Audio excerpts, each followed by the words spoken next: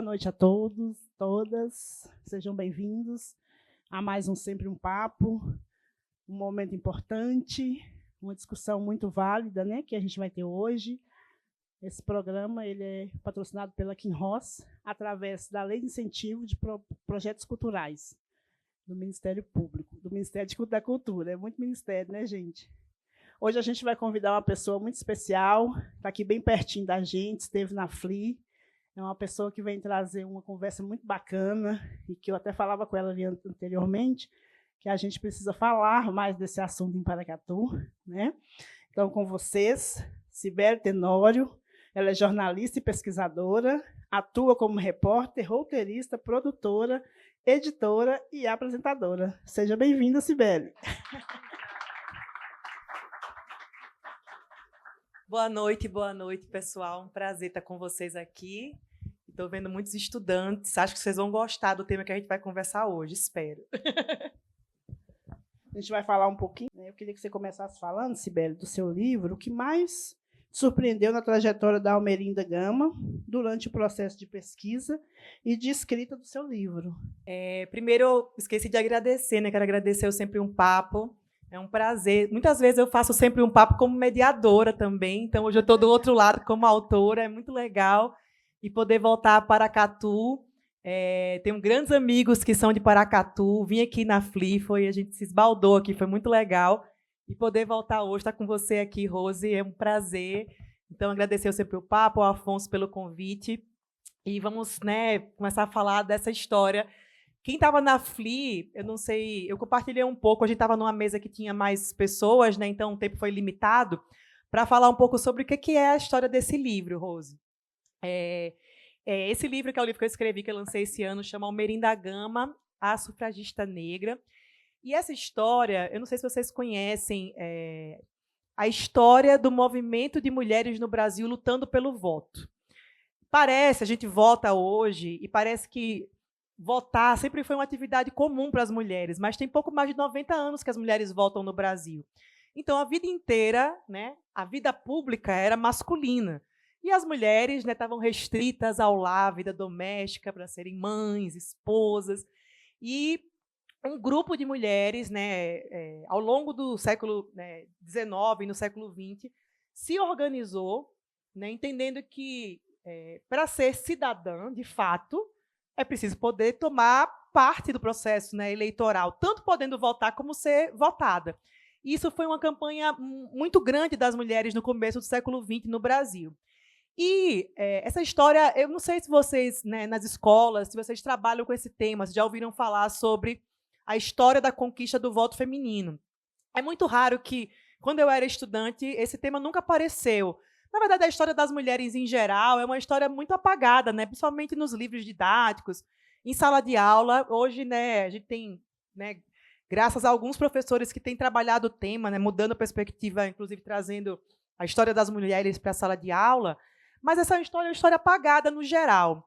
Mas quando a gente sabe sobre essa história, Rose, a gente sabe que essa história ela foi esse grupo de mulheres que se organizou para lutar pelo voto, era um grupo de mulheres brancas, a maioria delas, de classe média alta, para não dizerem ricas algumas, de famílias que tinham um certo poder aquisitivo e influência. Então, nas poucas vezes que se fala dessa história, se fala desse grupo.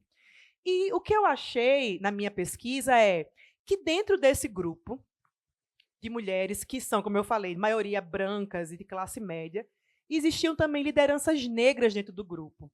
Entre elas, essa mulher, sobre a qual eu escrevi o livro, chamada Almerinda Gama, a sufragista. Não sei se vocês estão familiarizados com a palavra sufragista. Sufragista era o mesmo que feminista nos anos 30, porque sufragista vem de sufrágio, do voto. Então, como elas lutavam pelo voto, né, elas eram chamadas de sufragistas. Eram as feministas daquela época, dos anos 30. E aí a gente descobre que naquele grupo tinha uma liderança negra que foi muito atuante, muito ativa. E a gente se pergunta por que essa história chegou até nós, o pouco que sabemos, sem que essa mulher tenha sido citada. E aí a gente só tem uma explicação para falar sobre isso, Rose, que é o racismo que vai apagando as trajetórias de pessoas negras no Brasil. E o livro é um livro que eu fiz um mestrado na UNB, eu sou jornalista, e fiz um mestrado na UNB na História, e fui fazer uma pesquisa sobre essa mulher. Era quase que um quebra-cabeça que você montava, porque tinha muito pouca coisa sobre ela. Ela deu uma entrevista aqui, outra ali, algumas fotos, e eu ficava assim, muito curiosa, instigada de querer saber quem é essa mulher. E, no final das contas, eu defendi o mestrado e vi que tinha uma história ali muito legal, e fui atrás de uma editora. Eu falei, gente, essa história precisa sair da universidade, ela tem que circular, porque essa mulher é uma mulher incrível que merece ser conhecida.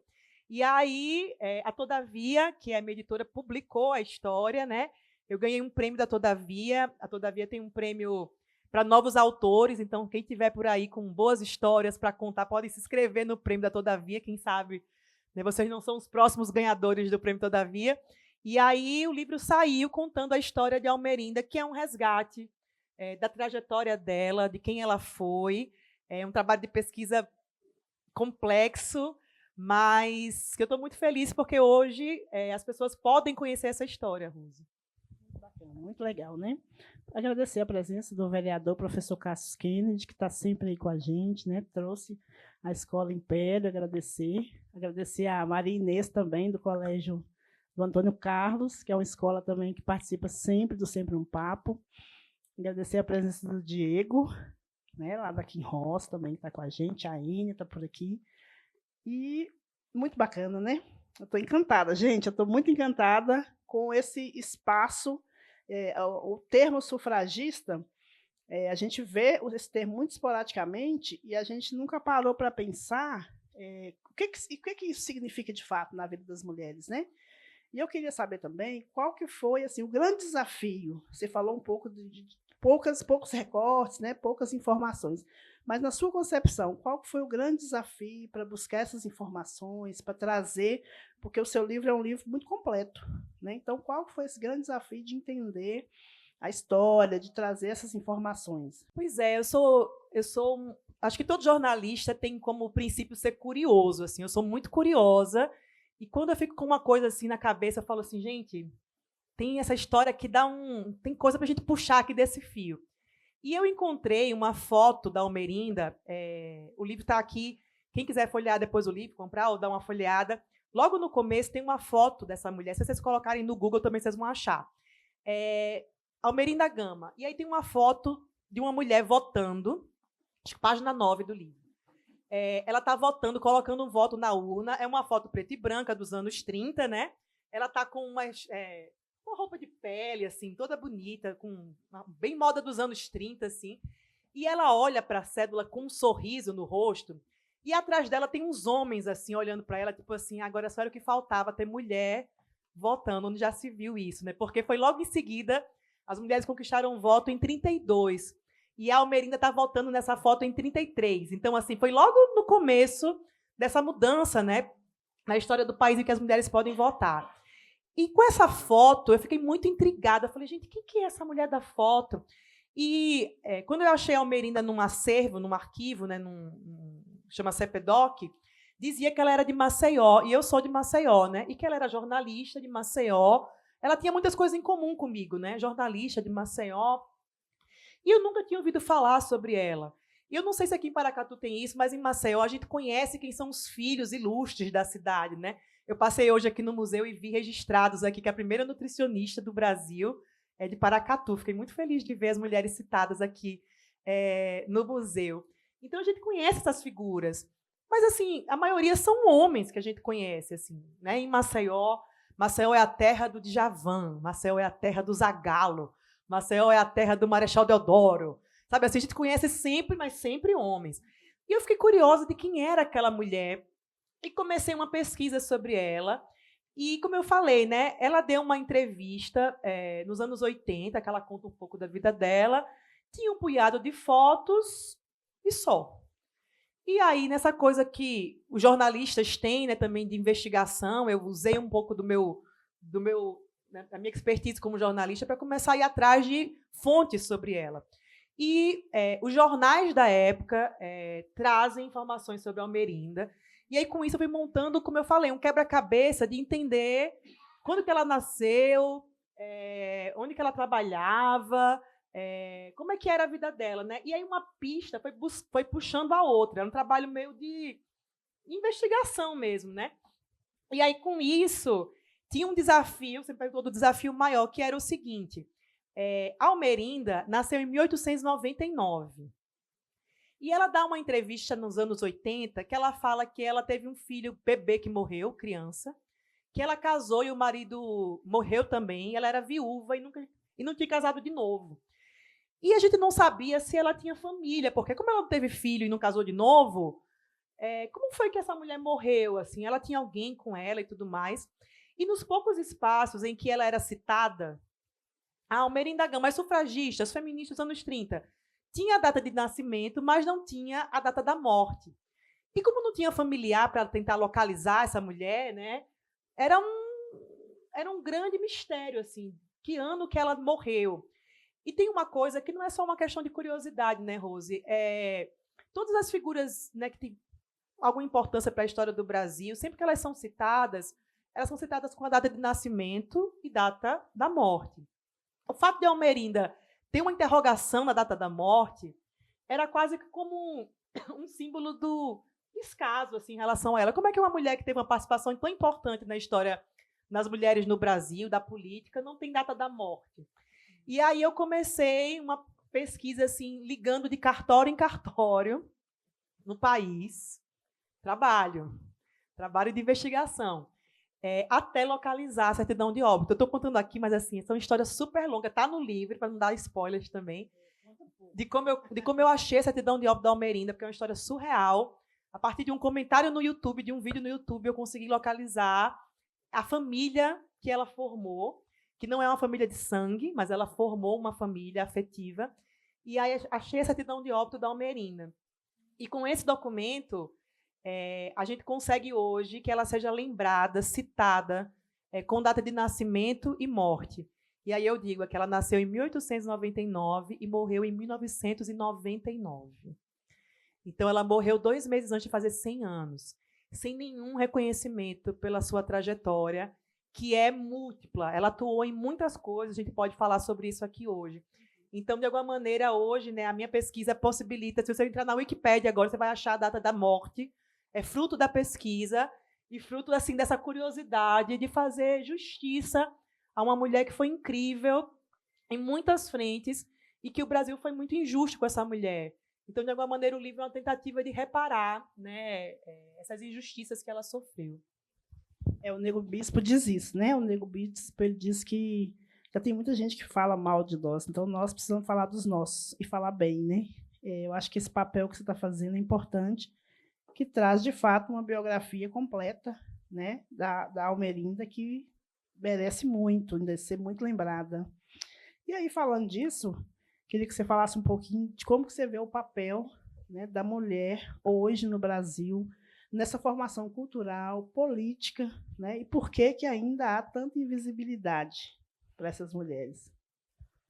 Pois é, você sabe que com a Almerinda eu fui ficando mais atenta a essas questões. Já era, né? Sou uma mulher feminista, mas quando eu vou lendo sobre a Almerinda foi candidata a deputada federal em 1934. E no livro eu trago um santinho da campanha dela, da Almerinda. Assim, tem a fotinho dela e tem o verso com a plataforma que ela defendia. Se vocês olharem o livro, vocês vão ver que, primeiro, a foto que ela aparece no santinho é muito diferente das fotos que ela tem, as outras fotos que eu achei, porque ela era uma mulher muito vaidosa, sabe assim, super arrumada, né? Mesmo sendo de família pobre, ela era muito vaidosa. E a foto da Almerinda no santinho, ela está com um blazer, com a cara séria, assim, e o cabelo preso. E usando, né, um blazer que é meio que uma roupa do guarda-roupa masculino, né? Então, sempre que as mulheres precisam de, né, um certo assumir uma posição, coloca um blazer, né? Roupa de empresária, blazer. E você vê que ela meio que se masculiniza para poder entrar na política. A foto dela é assim, para poder entrar na política não pode ser mulher como ela era, com aquelas roupas assim. O semblante tem que ser sério. Acho que isso primeiro é um sinalizador do que as mulheres vivenciam até hoje, né? Eu não sei se vocês conhecem, mas hoje temos algumas mulheres negras, né, no Congresso. Entre elas, por exemplo, a Talíria Petroni, que é uma deputada federal do Rio de Janeiro, e a Talíria, ela usa roupas muito coloridas, enfim, tecidos afro, e muitas vezes, além de ser uma mulher negra, né, ela é barrada no Congresso porque as pessoas não veem aquela mulher como uma deputada, por ser uma mulher negra e também porque ela não usa essas roupas que se espera. Qual que é a roupa de uma deputada? Não existe isso, né?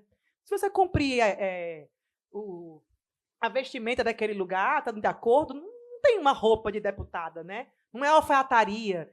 E acho que quando eu vi a foto da Almerinda, eu fico pensando sobre isso, que as mulheres têm esse desafio primeiro de entrarem na política, muitas vezes tendo que se masculinizar. Tem muito pouco tempo que o Congresso, por exemplo, em Brasília, tem banheiro feminino. A gente está falando isso dos anos 2000. Então, aquele espaço não foi feito para mulheres, não se pensou nem para as trabalhadoras que trabalhavam lá, né? Não precisava nem ser deputada, mas não tinha banheiro feminino ali. É uma loucura a gente pensar isso. Então, primeiro isso.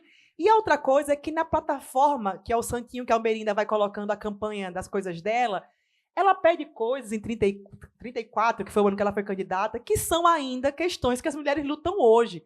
Então, dá um pouco de aflição pensar que, né, 90 anos depois, quase, a gente está lutando pelas mesmas coisas. Por exemplo, ela defende igualdade salarial entre homens e mulheres, que é uma coisa que a gente ainda hoje sabe, mesmo tendo legislação, que muitas vezes em cargos, né, o mesmo cargo, as mulheres ganham menos do que homens. São punidas porque, às vezes, são mães, porque vão ter que ter licença maternidade. Enfim, os desafios são muitos, e eu acho que para as mulheres negras ainda mais, porque se junta, além da, né, subalternização de gênero, a de raça. Né? Então, a gente sabe que quando a misoginia e o racismo se encontram, aí... Então, eu acho que assim, essas mulheres que a gente vê hoje na política, Erika Hilton, falei da Talíria Petroni, Benedita da Silva, que é a primeira deputada negra federal do país, são muito valentes, muito resilientes, porque esse ambiente é um ambiente muito hostil. A Almerinda foi candidata, não foi eleita, não conseguiu se eleger, mas, de alguma maneira, essas mulheres são filhas da Almerinda, né? Porque elas conseguiram chegar nesse espaço que a Almerinda desejou estar. Ela quis, né? Ela colocou na frente. Você contando essa história, eu me recordei aqui da nossa vereadora aqui em Paracatu, a Claudirene Rodrigues, ela é quilombola, e ela conta essa história. Ela fala no seguinte, que quando ela era criança, ela passava em frente à Câmara Municipal aqui, que é um espaço, né? E ela falava assim que quando ela crescesse, ela queria estar ali, naquele espaço, que nem podia entrar negro. E aí a avó dela lavava roupa na praia e falava assim com ela, não, mas para estar ali tem que estar muito bem vestido. Então, quando você fala da Almerinda, a gente vê vários personagens ainda aqui em Paracatu, né, que contam essa história. E eu me emocionei muito quando ela falou, porque assim, a avó dela já dizia assim, olha, você tem que estar muito bem arrumada, é como se ali não fosse o lugar que ela fosse conseguir chegar. E ela conseguiu chegar. Né? Então, assim, a gente fica um tanto quanto assustado, porque não mudou muita coisa de lá para cá, mas ainda é um desafio, mas que agora ela já está, né? Diferente da Almerinda, que não foi eleita, ela foi eleita e assumiu, e assim, a roupa que ela veste ainda é uma roupa social, mas é a roupa que ela escolhe, né? Às vezes ela é rosa, às vezes, esse dia mesmo uma pessoa falou comigo, nossa, mas ela gosta de umas roupas coloridas, né? Então a gente fica pensando, né? Como que só muda de local. Aí, de que forma, né, que o seu trabalho como jornalista e pesquisadora contribui para ampliar o acesso à memória da verdade histórica do nosso país? Eu acho que você já falou um pouco disso, porque você traz, né, o livro como forma, mas assim, fala um pouquinho disso, como que você vê? Você falou sobre isso agora, pensando assim que os nossos antepassados muitas vezes trabalharam como escravizados, construindo esses espaços que hoje essas mulheres ocupam. Isso eu acho que é muito, né, mesmo sendo poucas ainda, é transformador pensar nisso, né? De que esses espaços foram, né, o próprio Congresso, né, a gente sabe, eu sei que a Andressa teve aqui, a Andressa Marques, que é uma escritora incrível, ela tem um livro que é A Construção, que fala sobre a construção de Brasília, e a gente sabe que Brasília também foi construída por mãos negras, então, e muitas pessoas morreram, inclusive, na construção de Brasília, né? Então, saber, por exemplo, que hoje mulheres negras ocupam esse espaço, que no passado foi erguido por mãos negras, né? E hoje estão lá tomando decisão, sempre e aqui também em Paracatu, imagino, é muito gratificante saber, assim, é uma rebelião nossa, assim, né? Uma conquista nossa. Eu acho assim, né? Eu penso que a gente fala assim sobre Almerinda, sobre esses personagens que a história apagou, e fala no sentido de fazer reparação a essas pessoas. E é claro que a gente quer fazer reparação a elas, porque elas merecem ter o seu espaço no palco da história. Mas, mais do que isso, eu acho que tem uma coisa que é a gente aprende com essas pessoas. A gente aprende com essas trajetórias. Não é um favor somente para elas, quando a gente resgata as histórias. A gente está fazendo um favor para nós. Eu aprendi muito com a Almerinda. Aprendi, fui muito transformada por ela, por essa mulher que viveu 100 anos, e era uma mulher que tinha muita energia. Então, a Almerinda, ela era, só para falar algumas coisas, do movimento feminista, e ela era datilógrafa. Os mais jovens não vão saber, aqui nunca fizeram curso de datilografia, mas para você digitar num teclado no passado, você fazia curso, né, no SESC, no SENAC, de datilografia. E quem sabia datilografar bem, rápido, era um bom profissional, né? E a Almerinda era datilógrafa, trabalhava em cartório. E era uma mulher trabalhadora assalariada, que no seu tempo livre, de noite, final de semana, se engajava no movimento feminista. Ela também estudava, fazia faculdade de Direito, e sempre se sustentou, né? Não tinha marido, então ela era que pagava as contas dela. E a Almerinda tinha essa participação no movimento feminista, também foi líder sindical, ela fundou o Sindicato das Datilógrafas. Então, ela reuniu as datilógrafas, né, que era uma profissão muito feminina, né, secretária datilógrafa. Então, ela também teve atuação no movimento sindical. Ela fundou um partido político em que ela era a única mulher que participou da fundação do partido. Ela era compositora, fazia músicas, né, compunha para piano também, né, fazia programa de rádio. Ela escreveu um livro de poemas que ela lançou sozinha, independente, chamado Zumbi. Então, assim, é escritora, jornalista, compositora, quase poeta. Beth Tenório, né, gente? Imagina, meu sonho é ser que nem ela, poeta, a mulher era danada, ela fazia muitas coisas, tinha muitas frentes. Então, assim, conhecer a história da Almerinda é conhecer a história de uma mulher que foi muito resiliente, que tinha muita energia para tocar as coisas, e que sabe, Rose, mesmo velhinha, se vocês colocarem no YouTube, vocês vão achar, tem um vídeo da Almerinda, um filme sobre ela, que chama, que o cineasta Joelzito Araújo fez, chama Almerinda, uma mulher de 30. E ela está com 90 anos nesse filme. Você fala assim, gente, se eu chegar nos 90 que nem essa mulher, eu estou feita, porque ela está bem, a cabeça super lúcida e ativa. Era uma pessoa que, não sei se vocês conhecem pessoas mais velhas, que às vezes ficam assim, aquela coisa só de ficar falando do passado, né? A pessoa parece que não está presente mais. A Almerinda era muito atenta à vida política, à economia, sabia o preço das coisas, era ativa. Mesmo, né, no Brasil, depois dos 70, você não precisa mais votar, né? Ela, imagina, se a mulher que lutou pelo voto até o final da vida, essa mulher foi votar, assim, mais de 90 anos indo votar. Então, a lição para nós, assim, essa mulher é muito inspiradora. E vale dizer também, Rose, que é uma mulher comum, porque às vezes a gente pensa essas mulheres pioneiras como mulheres à frente do seu tempo. Elas não eram à frente do seu tempo, elas só existiram naquele tempo porque era possível ser daquele jeito. Mas, assim, uma mulher comum, uma trabalhadora, como muitas mulheres, eu imagino aqui em Paracatu, assim, não tem nada de extraordinário no sentido de... Não era uma coisa assim, é uma mulher comum que entendeu que a sua vida... ela precisava se mobilizar coletivamente para mudar as coisas, desejava mudar as coisas e desejava ter opinião sobre o mundo. Assim. Então, ela escrevia para jornal. Ela não queria somente ser dona de casa, ela queria se colocar, que eu acho que é uma coisa que para a gente hoje é natural, como mulher, mas nos anos 30, gente, você era muito transgressor, você querer desejar outras coisas. E a Almerinda desejou isso. Então, a gente aprende muito, eu acho, que essa que é a contribuição de uma pesquisa como a minha e de outras pesquisas que resgatam esses personagens, a gente fazer reparação, mas acho que mais do que isso, aprender com essas trajetórias. Bacana. Palmas, né, para Cibele. Joana, então a gente vai para as perguntas, né? Quem tiver uma perguntinha aí, pode ficar à vontade. Cibele, boa noite. Bom te ouvir mais uma vez. Boa noite, Rose, nessa condução maravilhosa. É sempre bom ver isso, né? Se no começo da sua fala destaca exatamente o papel das mulheres, é muito bom que a gente tenha aqui, né? Que esse programa que a gente recebe aqui em Paracatu, e é muito bom, né, a gente ter esse contato com cultura, com a literatura, e que pessoas como a Rose estejam, né, assim, à frente, possam conduzir mais vezes essas conversas aqui. Um comentário e uma dúvida, assim, você mencionou sobre o mestrado na UNB.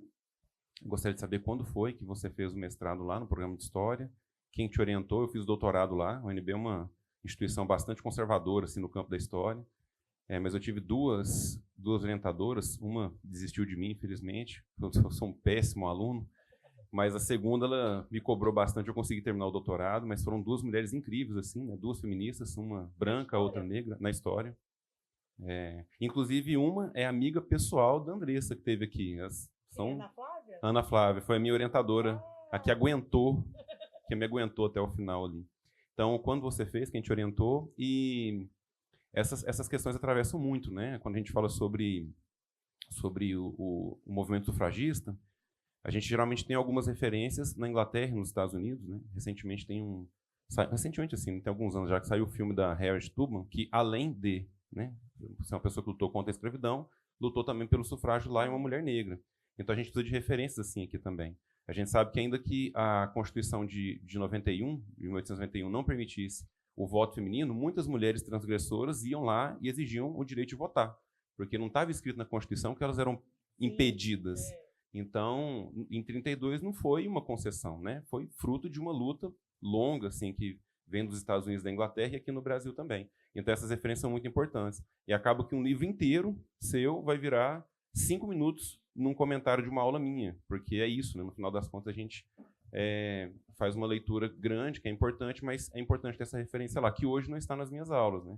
E tomara que a partir do ano que vem esteja, né? Para que a gente consiga colocar e inserir naquele contexto ali. E um último comentário, gostaria de saber a sua opinião também, Cibele, sobre a questão da interseccionalidade.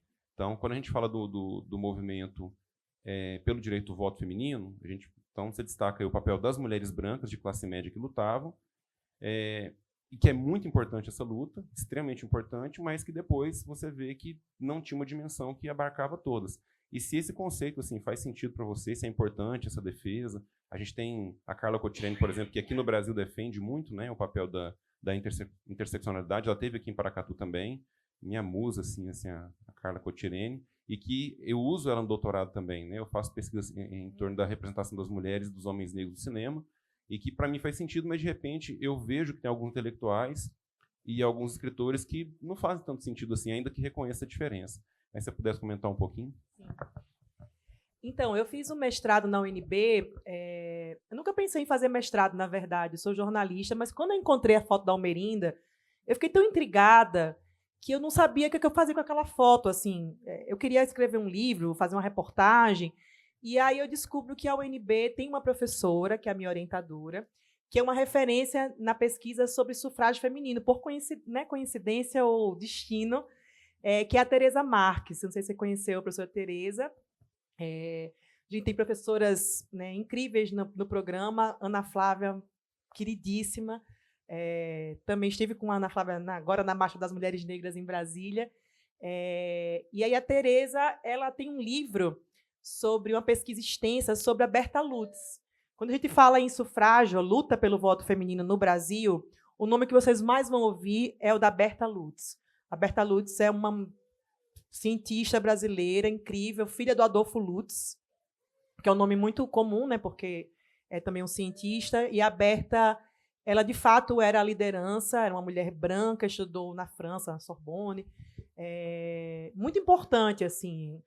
A gente faz essa crítica do apagamento das mulheres negras sem também desmerecer as mulheres brancas, porque Berta foi fundamental na conquista do voto feminino. Ela foi um monstro político, assim, muito, muito astuta, assim, muito. A Almerinda conta que a Berta ela odiava homem, né? Isso é uma curiosidade assim da Berta, diz que sempre que alguém chegava assim para pedir ajuda, que tinha homem presente, ela mandava voltar, assim, porque ela era aquelas feministas radicais que achava que a mulher tinha que se valer por ela mesma, não podia ter ajuda de homem para nada. Tem até uma curiosidade que diz que Berta ordenou que, quando ela morresse, o caixão não podia ter homem levando o caixão dela. Tinha que ser só mulher. E diz que era um monte de mulher, assim, as velhinhas, carregando o caixão da Berta Lutz, porque as feministas eram, assim, danadas.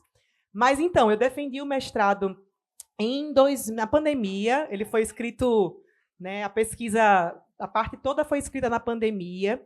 E como eu sou jornalista, eu já escrevi meio com a cara de reportagem, assim, eu não saberia escrever aquele jeito acadêmico, confuso, né? Tentei fazer uma coisa que pensando que aquele material podia ser lido.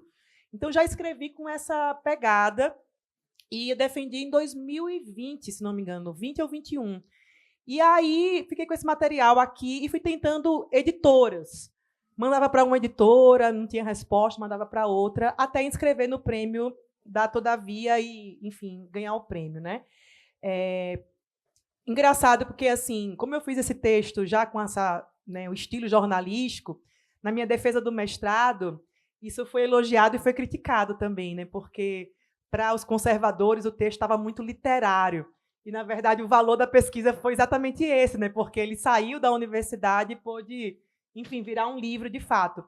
E aí, na mudança, porque assim, a dissertação de mestrado, embora ela tenha sido já com uma cara de reportagem, ela tem, né, teoria e método que está lá, e a editora pediu para a gente tirar toda essa parte. Então, assim, o livro aqui hoje ele não tem mais nada acadêmico no sentido mais duro da palavra, né?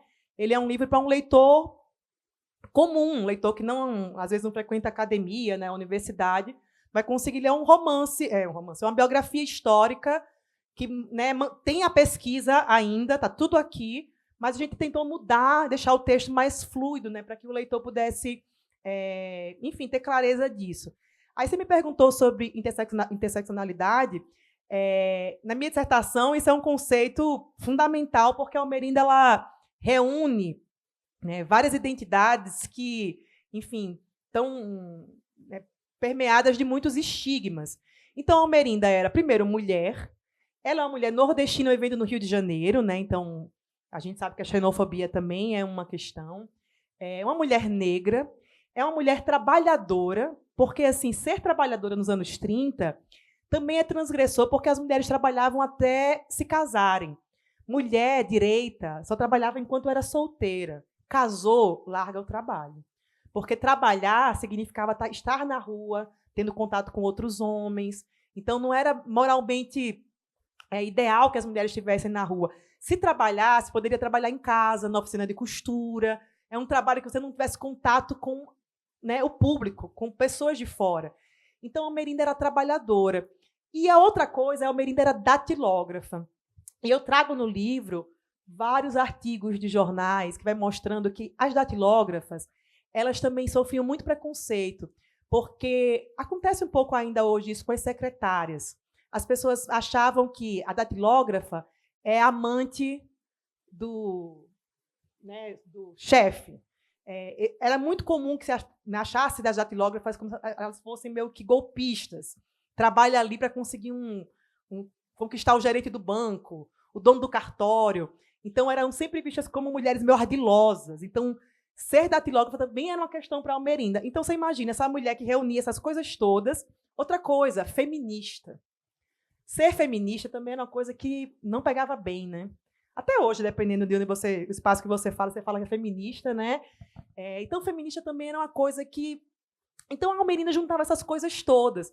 E eu trabalho esse conceito de interseccionalidade na dissertação, mas, para o livro, a gente tirou a palavra, embora o leitor, quando, né, vai estar tudo aqui, né, o conceito desdobrado, mas não mais com a BNT. Né? Então, a gente vai falar sobre a Almerinda como uma mulher negra, esses estigmas que a Almerinda, né, experimentou, e como se juntavam nessas opressões para ela. Uma outra coisa, a Almerinda andava na rua tarde da noite. Nos anos 20, 30, outra coisa, a mulher que se dava ao respeito tinha horários para circular na rua.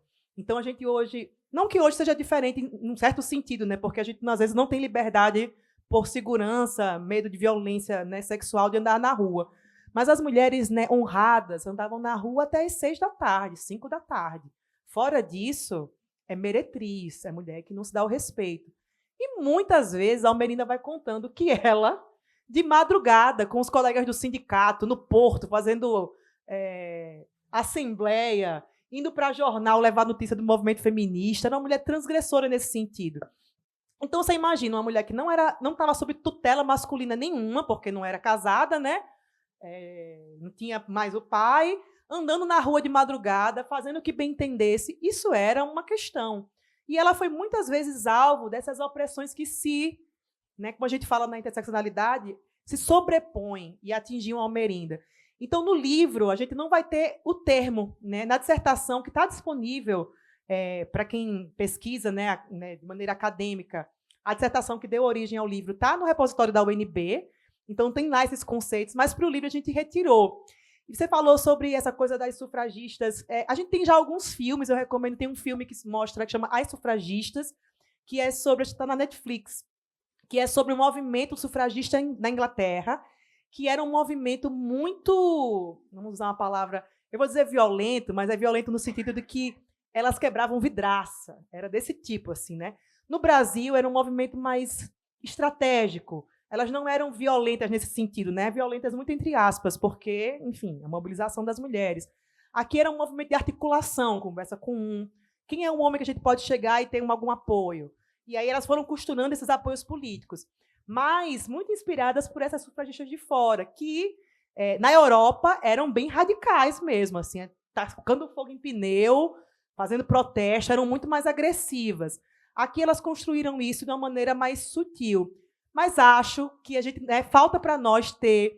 Seria maravilhoso ter uma série das sufragistas contando como essas mulheres se organizavam, porque é muito interessante, eu trago no livro isso, como elas faziam a coisa andar e acontecer. Se tinha um projeto de lei que ia ser votado, que de alguma maneira podia prejudicar ou favorecer as mulheres, direitos das mulheres, elas faziam assim, chover telegrama no gabinete dos deputados. Então, cada uma tinha que escrever 100 telegramas para dizer assim, olha, o que a gente faz hoje como mobilização de abaixo-assinado, elas faziam isso com um grupo muito pequeno.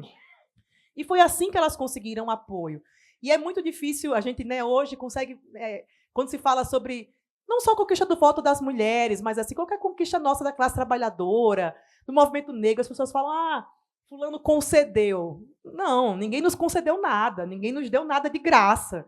Tudo foi fruto de muito articulação, Palmares como um lugar de resistência que guiou os ventos de mudança para que Isabel assinasse a abolição. Tudo isso é fruto de pressão, nada vem de graça. E com a sufragista foi a mesma coisa, mas eu acho que falta para nós ter talvez um produto audiovisual. Eu sonho, na verdade, com um desfile de escola de samba. Vocês estavam aqui com Ana Maria Gonçalves no FLI, e um defeito de cor virou desfile da Portela. Não sei se vocês já viram, quem gosta de escola de samba. Quem leu o livro, Um Defeito de Cor, e viu o desfile, se emocionou profundamente, porque é um outro jeito de contar aquela história.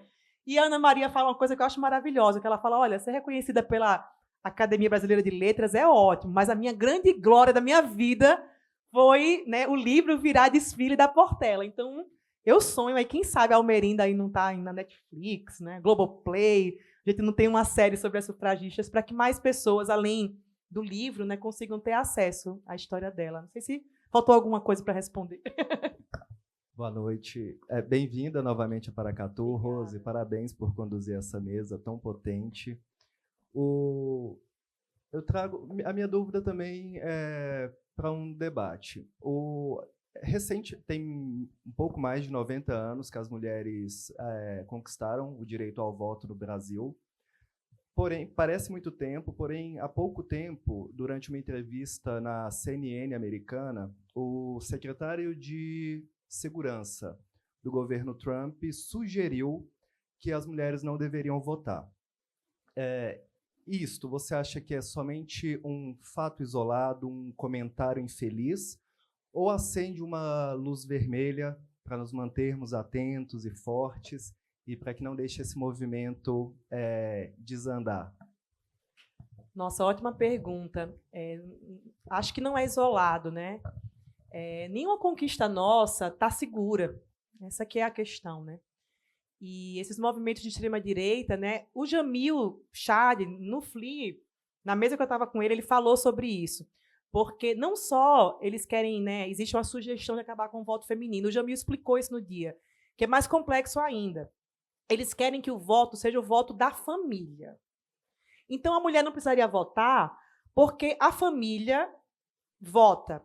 E que família eles estão falando, Uma família que é composta por né, tradicional, entre aspas, homem e mulher, e que o voto masculino, né, para eles, já contempla o voto feminino. Então, o homem, como o cabeça da casa, já decidiria pela família em si. Então, é pior ainda, assim, né? Não é só que as mulheres não podem votar, é dizer que as mulheres têm que se submeter ao voto, né, à decisão do marido, e que a mulher que não faz parte de uma família também não é digna de participar do processo eleitoral, porque se é o marido que vota e você não tem marido, então você não é ninguém. Então, assim, atrelado a várias coisas, né? Então, peço desculpa, eu estou com garganta inflamada e estou assim, com pigarro. Várias coisas estão atreladas, que é o casamento compulsório, né? Então, também, assim, a mulher é obrigada a casar. Se ela quiser participar da vida pública, ela tem que ter marido. Imagina uma mulher que sozinha tem opinião. Então, é um retrocesso tão maluco, tão grande, que nos coloca um alerta de que essas coisas que a gente acha que estão garantidas, conquistas nossas, elas, né, estão ameaçadas o tempo inteiro. Né? Tem aquela série do Conto de Aia, e as pessoas, né, eu vi alguns episódios, eu achei tão pesada que eu nem segui para assistir.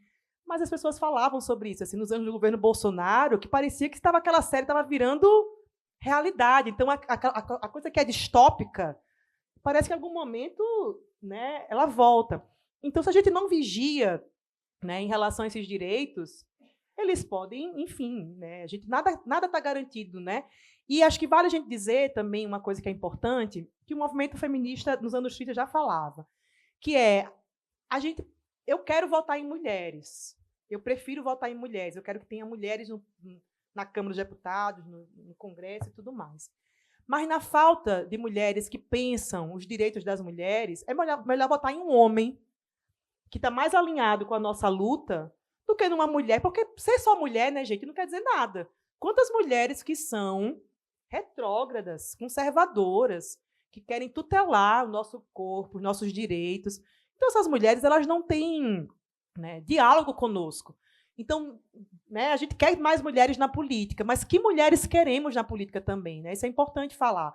Então, acho que também uma outra coisa é a política que nós queremos fazer é uma política que pensa gênero, raça, classe, e que, se a gente não acha candidatos, às vezes, candidatas que se alinhem com isso, que pensem dessa maneira, é melhor, às vezes, votar em homens, né, progressistas, que pensam essas questões, do que votar em mulheres conservadoras, porque é um retrocesso para nós e, de alguma maneira, a gente desonra o legado das sufragistas. Né? Porque toda vez que eu vou colocar o meu voto na urna, hoje, eu fico assim pensando, muita gente lutou, gastou muita energia para eu hoje poder exercer o meu direito de votar e, se quisesse, também de ser votada. Então, de não tratar isso como uma coisa trivial, sabe? Parece que a gente vai ali no dia da eleição, acordou, vai ali e vota. Não, isso foi fruto de muita luta. Então, acho que conhecer essas histórias também dá peso para quando a gente vai tomar decisões políticas, sabe? Assim, tipo, gente, foi muita luta. Então, vamos fazer isso direito, vamos escolher bem, assim, sabe?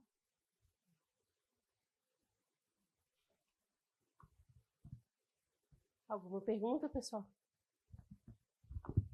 Os jovens. Estou vendo um monte de mulher aí, estudante, quero vocês levantando a mão, assim. Cara dela. Boa noite. Boa noite. Maravilhosa. Rose, como sempre, muito cirúrgica e muito específica em várias questões que a gente tem que falar, né?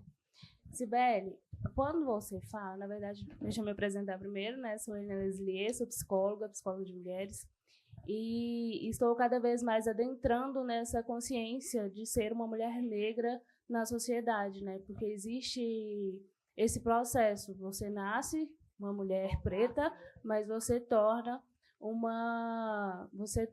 tem consciência no decorrer do tempo. E é uma das perguntas que eu quero fazer para você, como que foi esse processo para você mesmo de se tornar preta. E eu sou extremamente colorida, hoje eu estou neutra, mas eu sou extremamente colorida. E eu vejo esse atravessamento, sabe? Então, quando você traz de Ameríndio, eu já estou aqui encantada, quero muito ler o livro, gostaria de ter lido antes de ter esse encontro para poder, né, ter um debate ainda mais pautado no livro. Mas eu vejo muito esse atravessamento. E então eu gostaria que você falasse sobre essa questão E também o que eu queria perguntar para você é qual é o conselho que você dá, porque quando a gente está nesse processo, hoje eu faço minha terapia totalmente voltada para esse letramento racial, para esse apoderamento mesmo, mas qual é o conselho que você dá tanto para os jovens, né, que ainda tem alguns jovens que não saíram desse lugar ainda, entrou nesse processo, e qual é o conselho que você me dá como uma mulher que está passando por esse processo? Por onde você acredita, assim, lógico que respeitando totalmente a minha singularidade, as minhas vivências, mas aonde você acha que eu posso aprofundar cada vez mais? Ô, gente, eu vou dar conselho para psicóloga, gente. Quem sou eu? Então, a Almerinda, como eu falei, ela foi tão transformadora para mim, porque foi a partir de Almerinda que eu comecei a pensar as minhas questões étnico-raciais. Isso é uma coisa muito recente. Eu sou filha, né, de um casamento interracial, mãe preta e pai branco, como muitas famílias brasileiras, né, com pais, ou o inverso, assim, né. E isso nunca foi uma questão para mim, assim, eu sempre achei que eu era branca, né, assim, eu achava que era isso. E eu lembro, a gente estava agora em Brasília, teve a segunda marcha das mulheres negras. E em 2015, foi a primeira, 10 anos atrás. E eu fui na marcha a trabalho, né? Com o cabelo alisado, que eu usava, né? Cabelo escovado, liso, assim. Porque como eu tenho a pele clara, se eu escovo o cabelo, eu passo assim, né? Você fica ali, é branca, mas também é negra, meio que fica no meio termo. E eu lembro que na marcha das mulheres negras, tinham várias meninas pardas. E eu olhava e falava assim, o que essas moças estão fazendo aqui nessa marcha, gente? Um monte de menina branca nessa marcha. Por que essas meninas estão com espelho em casa? E era uma discussão que, para mim, eu não acessava naquele momento, assim, porque era isso, assim. Eu acho que eu também nem achava que era branca, mas eu era meio sem identidade, assim, não pensava sobre isso. E várias vezes, você falou sobre, né, a gente às vezes se torna, né? Algumas pessoas perguntavam para mim, você se reconhece como uma mulher parda, negra? E eu ficava assim. Ou já falavam assim, a Cibele, uma mulher parda, e eu ficava, não, assim, que coisa estranha, né? Isso não sou isso. E com a Almerinda vocês vão ver, né, que vocês vão folhear o livro, vocês vão ver as fotos. A Almerinda, ela não tem a pele tão escura, né? Retinta, como a gente fala. E foi a partir da Almerinda que eu comecei a pensar sobre mim também. Então, para que serve um livro, né? Para a gente contar essas histórias, mas também para a gente pensar sobre as nossas próprias questões. E eu comecei a pensar sobre isso, e aí passei pelo processo de transição capilar. Não sei se tem alguém aqui passando, desejo força, porque só quem passou sabe o que é, né, usar o cabelo. Né, é um processo muito difícil. As pessoas, às vezes até acho que menosprezam isso, essa coisa de você usar o cabelo, né, liso e passar um tempo que você deixa o cabelo voltar ao natural. E aí o cabelo fica com duas texturas, né? Ele fica um tempo embaixo liso, outra parte cacheada. Foi um processo. E nesse processo eu fui me vendo no espelho como é que eu era, o meu cabelo, os meus traços, negróis, nariz largo. E achando... Falei, gente, a natureza não erra, não, né? Parece que, na verdade, a gente vai se achando bonito. Isso tem a ver também, claro, não é um processo individual, é coletivo, né? A gente vê hoje muito mais, né, enfim, produtos disponíveis para mulheres, né, de cabelos crespos, cacheados. A gente vê apresentadoras hoje na TV. É um processo coletivo que também nos impacta pessoalmente. Então, para mim, foi um pouco isso, assim, até reconhecer e entender, né, a classificação que o IBGE faz hoje de pessoas pardas, né, e negras, no conjunto de pessoas negras no Brasil. E a gente tem uma grade, né, vamos dizer assim, de cores, né? Pessoas negras podem a pele muito retinta, até pessoas com um pouco de pele, né, um pouco mais clara. São várias gradações, e eu acho que muitas vezes o racismo faz com que as pessoas usem expressões para tentar, como se fosse minimizar um problema. Então, você não é negra, você é morena jambo, você é cravo e canela. Essas expressões que as pessoas usam, né? E eu acho que cada vez mais, pelo menos para mim, foi assim. Eu fui assumindo isso, assim, e tendo orgulho e vendo beleza nisso. Então, foi um processo para mim também transformador que eu estou vivendo ainda no dia a dia. Então, trançar o cabelo, tudo isso tem a ver com o resgate dessa identidade que a minha família nunca discutiu, né? Não era uma questão dentro da minha casa, né? Então, eu não sei se eu tenho um conselho para dar. Imagina, com Eu vou me aconselhar com a psicóloga, fazer uma sessão com ela aqui. Mas eu acho que conhecer as nossas mais velhas, a história de quem veio antes de nós, é muito inspirador. Então, para mim, por exemplo, conhecer a história da Almerinda me deu muito orgulho. E eu fico pensando, se eu fosse uma menina em Maceió, quando eu era criança, crescendo com essas referências, eu ia querer me parecer com ela, né? Me via nela. E eu cresci sem. Então, o que a gente espera hoje com essas histórias contadas, eu estou trabalhando agora no livro infantil da Almerinda. A gente vai ter uma versão para crianças. Então, que as pessoas possam, né, olhar essas histórias e se verem assim, né, como uma mulher negra que era altiva, que tinha desejo de se colocar no mundo. Isso vai inspirando a gente a ser quem a gente é. E eu acho que, para mim, foi muito isso. Assim. Então, eu acho que conhecer as nossas mais velhas, as histórias que as pessoas nos negaram de conhecer, traz para a gente essa força da gente se assumir. E eu estou vendo você aqui, lindíssima. Assim, ela falou colorida, chega, destaca-se no meio da multidão. A gente não ter vergonha de usar as nossas cores, de usar o nosso cabelo. E eu acho que uma vai inspirando e puxando a outra, né? Então, quantas vezes, esses dias eu vi, né, acho que uma criança vendo Thaís Araújo na TV e fala assim, olha, mãe, né, sou eu. Então, essas coisas que parecem bobas, elas são muito significativas, porque elas realmente nos transformam, né? Você vê essas mulheres ocupando esses lugares, a gente vai pensando que a gente pode ser psicóloga, ter a nossa clínica, a gente pode estar na política, a gente pode ser empresária, a gente pode estar nos lugares, a gente pode ser uma liderança política quilombola. A Rose me falava que aqui em Paracatu muitas pessoas às vezes, né, negam a sua herança quilombola, né? Porque o racismo faz isso, a gente ter vergonha das nossas origens e histórias. Então a gente nega, né, de onde a gente veio, porque você quer se livrar do estigma. Eu entendo, às vezes, é um processo mesmo. Você não quer estar atrelado com o que nos ensinaram como escravidão, né? Quem que quer ser atrelado a quem foi chicoteado? É uma história tão dolorosa que a gente foge dela muitas vezes, né?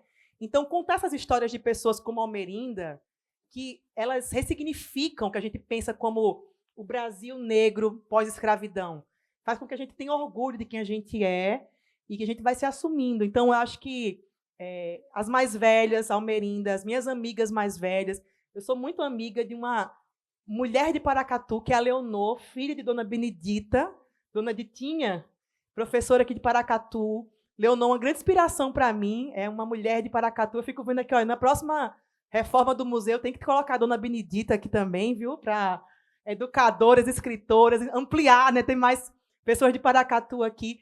Então, todas elas vão me inspirando. E a gente vai tentando inspirar também os que vêm, os mais jovens. E assim a gente vai o movimento negro fala assim, uma sobe e puxa a outra. Eu acho muito bonito essa expressão.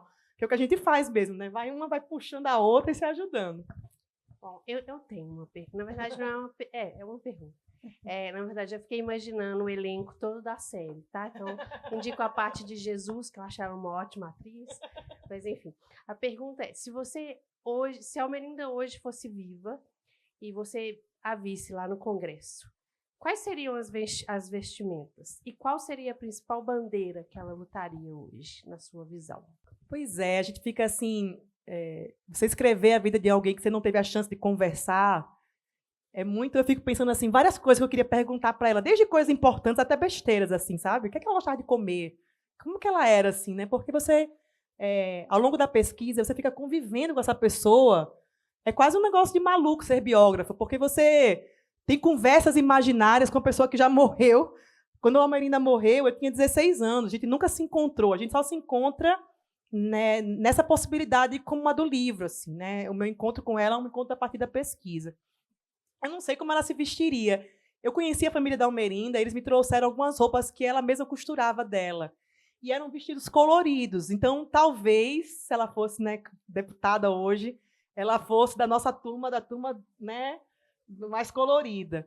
E eu acho que, com muita tristeza que eu falo isso, porque... Como eu falei, né, o livro traz o santinho da Almerinda com a plataforma dela política, que você não precisa tirar nada dali, é a mesma coisa até hoje.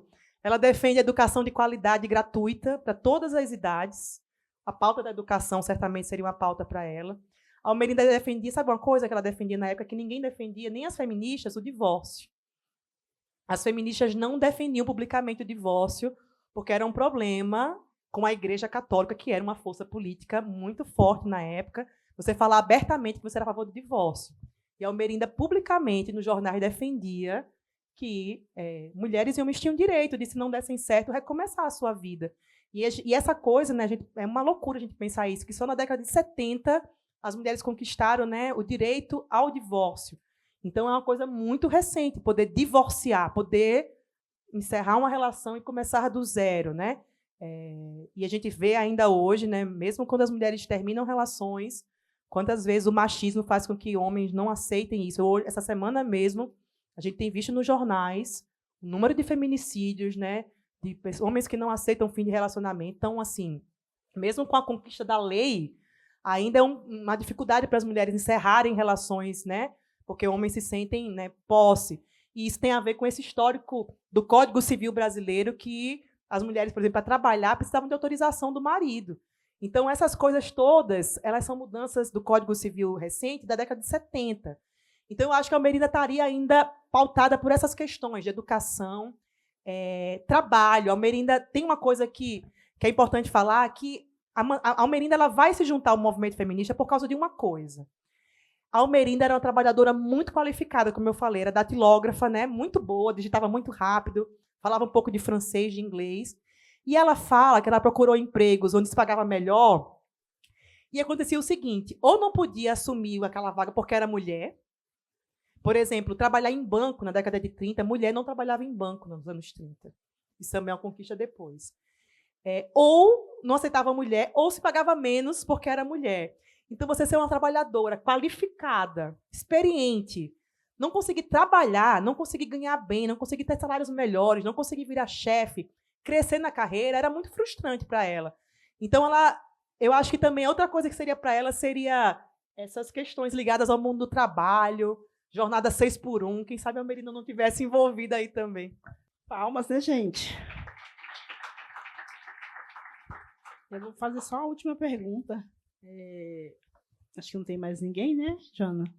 Eu queria que você falasse um pouco da... Você começou a falar, depois você falou de novo, mas eu queria que você falasse um pouco da marcha. Qual que é a sua visão? O que você acha que a gente tem de ganho, né? 300 mil mulheres reunidas. Como que você vê a questão da marcha hoje, né, no Brasil? E várias mulheres enganjadas, né, de todos os lugares que perpassaram até fora do Brasil. O que você vê? Como que você viu essa marcha? Então, eu contei que eu fui na Marcha das Mulheres Negras em 2015, né? Como mulher branca, estranhando aquele movimento todo. E aí, 10 anos depois, o movimento negro me dá a chance de poder voltar à marcha em outro momento, né? Me reconhecendo como uma mulher parda, que faz parte desse grupo étnico-racial. E eu fiquei contando os dias para chegar à marcha. E a gente estava sonhando, porque muitas mulheres, algumas eu conheci aqui no FLI Paracatu, a Bianca Santana. Vocês conheceram a Bianca aqui durante o FLI, né? A Bianca Santana, vem para a marcha, Bianca, vou para a marcha em Brasília. Então, a gente já ficou com aquela expectativa, e eu sonhava que agora eu vou marchar direito nessa marcha, né, gente? Porque agora sim eu entendo o que é a marcha, me entendo como mulher, enfim, negra, dentro desse movimento. E a marcha foi assim... Eu ainda estou assim, ainda impactada pelo que foi, né? Foi dia 25, hoje foi terça passada, né? Faz uma semana. A gente tinha mulheres do país inteiro e de outros países também que vieram, né, foram para Brasília, na verdade. A gente tinha trios elétricos de cada região do país. Então, assim, tinha turma do Norte, um monte de mulher do Norte atrás. Nordeste foi virando a micareta das mulheres negras. E o legal é que a Larissa Luz, que é uma cantora baiana que se apresentou na marcha, ela fez um jingle para a marcha que era Mete Marcha Negona, que é uma coisa bem da Bahia, né? Tem o Mete Dança. Ela criou um jingle que era Mete Marcha Negona. E essa música tocava e as mulheres foram marchando por reparação e pelo bem viver. E a gente tinha, né, como símbolo algumas das mulheres que hoje ocupam cargos, né, na política, como a Nelly Franco e Benedita da Silva, quem eu sempre me refiro porque é uma força. A Benedita tem 84 anos, eu acho, e ela continua na política ativa. Era uma mulher que foi trabalhadora doméstica, e hoje é uma força, uma deputada federal incrível, tem um trabalho maravilhoso, e ela estava na marcha. Então, a gente vai seguindo esses passos das mais velhas, encontrando mulheres, se ajudando, se fortalecendo, a gente se encontra saindo dali. E tinha, se vocês procurarem as fotos na internet, uma coisa que é um sonho. Porque tinha como é que chama? Aqueles infláveis, assim, que sempre tem manifestação, que era um inflável de uma mulher negra com a faixa de presidente da República. Que é um sonho que a gente tem de um dia, quem sabe, a gente poder ter uma mulher negra nesse país, que é de maioria feminina e maioria negra, a gente poder ter uma mulher, né, presidindo esse país. É um sonho. A gente sonha hoje, por exemplo, coisas menores entre aspas, mas ter uma ministra negra no STF, e sempre a gente vai batendo na trave e nunca consegue, porque nunca o momento político é ideal para que isso aconteça. Então, a gente pensar que a corte que decide, né, as coisas mais importantes na área da justiça no país, que é o STF, tem apenas uma mulher, e essa mulher, inclusive, é uma mulher branca, que daqui a pouco, que é a Carmen Lúcia, que também é maravilhosa e tal, mas que daqui a pouco também vai se aposentar. A gente vai ter homens decidindo sobre a maioria da população, que somos nós, mulheres, né? Então, não é... Eu acho que é justo o que a gente pede, quando a gente pede que aquela corte represente o Brasil de alguma maneira, que ele esteja representado também nas questões de gênero e de raça, né? Porque só homens brancos decidindo, e num governo que é progressista, a gente espera... Acho que podemos mais, né? Então, a gente sonha com isso, sonha com mulheres ocupando esses lugares, e essa coisa da marcha, com esse... Todo mundo tirava foto nesse... Era gigante, assim, né? Tirava foto com essa mulher com a faixa da presidência. É um sonho para nós, e a gente vai lutar. Estamos lutando para isso. As mulheres não vão recuar, as mulheres negras não vão desistir, e a gente faz barulho, viu? Assim, não deixa a gente quieto, não, que a gente, quando se organiza... Você sabe, né, Rose? Nós estamos chegando ao final. Queria agradecer, né, a todos presentes, agradecer a Cibele, deixar aqui um espaço para você finalizar seus agradecimentos e dizer que a Cibele vai dar autógrafo daqui a pouco, hein, gente? Quero agradecer a todo mundo que veio. Quando eu cheguei no hotel, 6h30, caiu uma chuva. Eu falei, ai, gente, não chove hoje, por favor, para a gente poder reunir o povo, porque eu sei da chuva, né, dá uma preguiça de sair de casa, né, e tudo mais. Mas quero agradecer a todo mundo que veio, professores que trouxeram alunos. Fiquei feliz de saber que, quem sabe, a Almerinda aparece aí em sala de aula. Ó, já está prometido. Promessa. Já está prometido em sala de aula. Convido vocês, enfim, a lerem um livro agora ou depois, quando tiverem chance. Esse livro, como eu falei, né, a ideia é que ele é uma leitura muito agradável, né, porque eu escrevi... Não, assim, aquela que fica, né, Silvio Santos, né? Minha filha viu, né? Um livro é bom mesmo, porque acho que é uma história de uma mulher que se confunde com a história do Brasil. E é uma história incrível, assim, uma mulher extraordinária mesmo, que merece ser reconhecida. Então, eu quero agradecer a vocês pela presença, agradecer ao Sempre um Papo, pelos convites sempre. Eu vou estar em Brasília semana que vem com o Milton Ratum, ele de autor e eu mediando. Então, assim, eu sempre tenho essa alegria de estar no Sempre um Papo com pessoas que eu sou leitora, né? Às vezes, assim, já fiz Sempre um Papo com Itamar Vieira. E aí eu fico assim, né? Eu falo, nossa, Sempre um Papo só me dá coisa de presente bom. E um presente foi poder vir a Paracatu conversar com vocês, estar aqui. Quero ver vocês nas próximas edições do FLI, que é uma maravilha. Eu vim esse ano, fiquei assim, eu falei, nossa, que sonho. E eu tinha vindo da Flip, viu, esse ano. Fui falar de Almerinda na Flip, e eu falo lá em Brasília, eu falei, gente, Flip Paracatu é melhor que a Flip, viu? Por quê? Vou dizer por quê. A Flip já foi a Flip Paracatu, no sentido de que ela era menorzinha, né? Hoje, a Flip é um negócio tão grande que você não sabe nem para onde você vai, e termina assim, tem tanta coisa que é meio tumultuado. E aqui, gente, você não consegue tirar uma foto com um autor. Aqui eu via Walter Hugo Mãe, naquele café ali da esquina da praça, conversando com as pessoas. Eu falei, gente, onde que Walter Hugo Mãe, sabe, assim, consegue sentar com as pessoas na praça e trocar ideia, conversar? Então, é uma maravilha. Fui para Paracatu, show de Vanessa da Mata, foi maravilhoso, foi um sonho. Então, parabéns, né? Todo mundo que está, de alguma maneira, envolvido, patrocinadores, prefeitura. Sei que tem um prefeito que também contou no FLI, que é um leitor também, né? E para os jovens que estão aqui, né, eu sei que em tempos de IA, é difícil, né? A gente convencer jovens a ler e a escrever. E o Flip também tem um papel importante, porque faz concurso de redação aqui, né, para premiar os que escrevem bem. Leiam, porque assim, isso vai mudar a vida de vocês pessoalmente, profissionalmente. A IA, ela é ótima para várias coisas, mas tem coisas que só essas histórias que é gente que escreve, que consegue se conectar com a gente, sabe? Assim, não tem como substituir isso.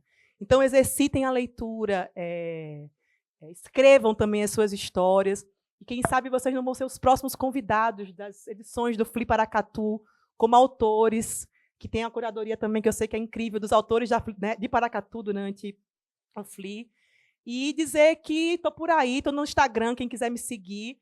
Eu trabalho na Rádio Nacional também, eu faço programa de música, que é uma outra paixão da minha vida, de música brasileira. Então, os meus programas, fazer um jabá dos programas que eu faço. Dá para ouvir, né, no radios.ebc.com.br. Eu faço programas sobre discos brasileiros e a gente bate um papo sobre discos e ouve os discos. E aí o meu Instagram eu sempre divulgo lá, é Cibele Tenório, CIBLE Tenório, tudo junto.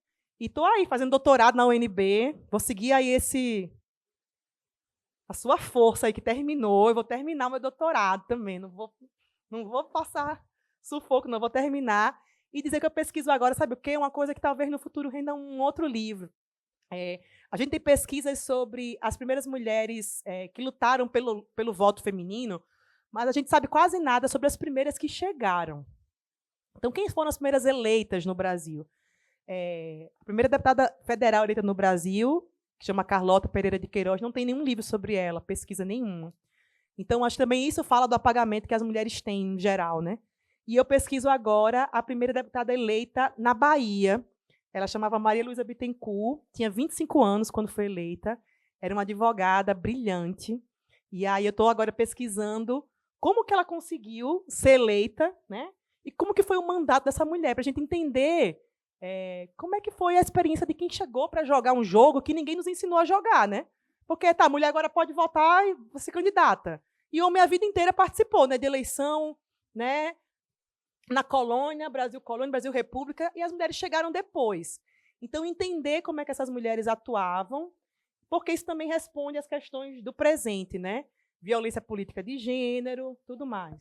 Só cortando sua fala, mas aqui em Paracatu, gente, a gente foi somar recentemente as mulheres vereadoras, não deu 12, viu, gente? Então, a gente ficou bem assustado, achando assim, porque tem reeleições, né?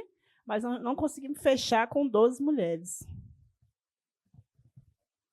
E é isso. Muito obrigada a vocês, Afonso, e para o Papo Rose, muito obrigada pela condução generosa. Um prazer estar com vocês e estarei aqui falando, né, autografando o livro para quem quiser. Muito obrigada.